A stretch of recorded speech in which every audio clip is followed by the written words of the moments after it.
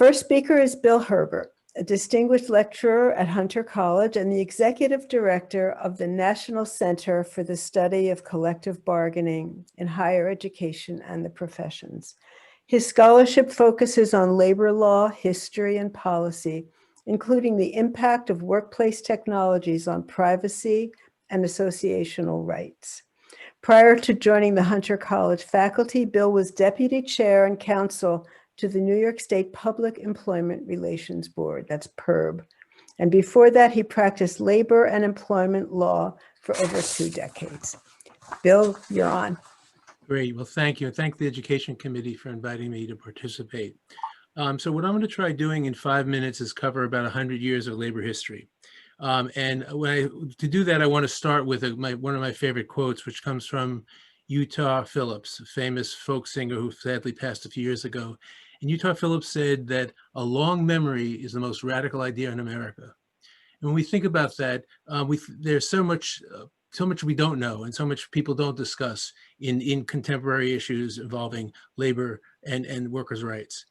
So we start with that and we think about the question of bargaining for the common good, which is a new rebranding, a new phrase that has an old history to it, a long glorious history of social unionism, dating back to the Gilded Age, really. And there's always been 2 different kinds of visions about labor rights. One is a very narrow, dark one, I think, that Samuel Gomper's push for, which was basically pure and simple unionism. What's good for what happens in the workplace is all that matters. And that there was a whole other vision that many people have been pursuing, which is viewing labor as a larger, in a larger context. So I just want to give some examples of the latter, which I think is inspiring for today. The beginning, late 19th century, the Chicago Federation of Teacher Federation, led by Margaret Hazley, they brought a litigation against corporations to compel them to pay property taxes. They did the research. They used their skills as teachers to examine roles, and they then brought litigation and was successful. And that success helped fund the Chicago school system. That's just one example. Another example is a union that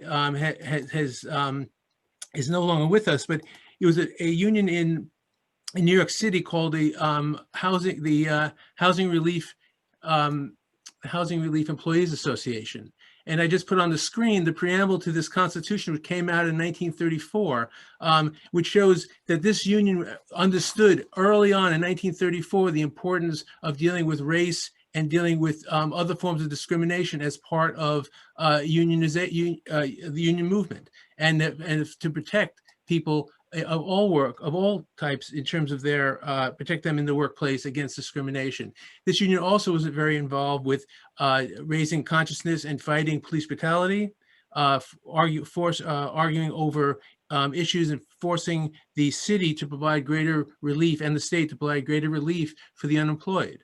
We think about today. We think about what are unions doing today in terms of pushing issues about rights for the unemployed, rights for people who are on social services. There are other examples along the way that are worth noting. You have in New York City, again, there was the New York City Teachers Union. The New York City Teachers Union actually was the guiding force for bringing Black History Month to part of the curriculum. They also were instrumental in getting discriminatory textbooks out of the school system and fighting both racism and anti-Semitism. This is in the 30s and 40s. Moving forward to like the 1960s, I'm moving fast over the century. In 1960s, you had the Social Services Employees Union.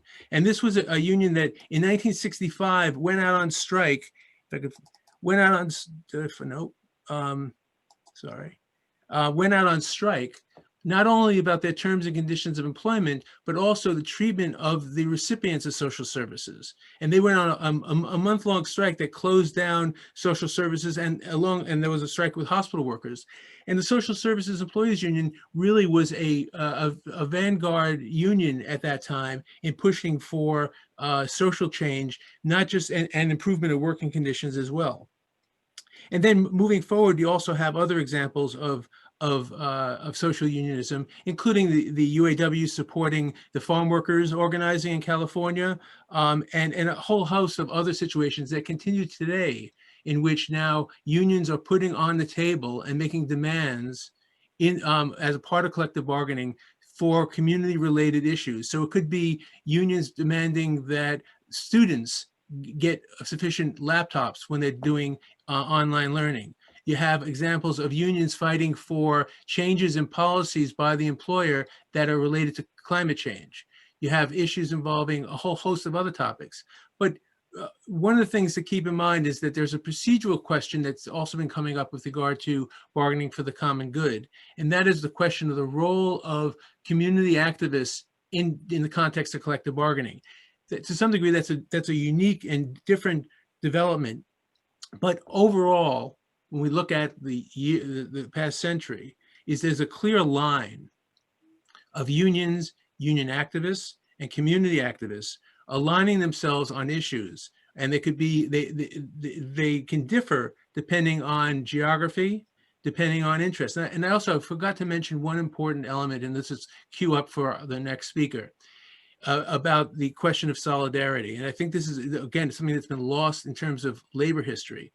In 1946, the city manager of the city of Rochester fired over 300 DPW workers because they tried to unionize with AFSCME. And what did the private sector do in response to that? They held a general strike. That's right, a general strike in New York, 1946, in Rochester, which forced the city to back down and rehire all of those workers who were laid off because they wanted a union. And I think that's the kind of solidarity that we need to be looking towards continuing and growing and building on along the way. So thank you.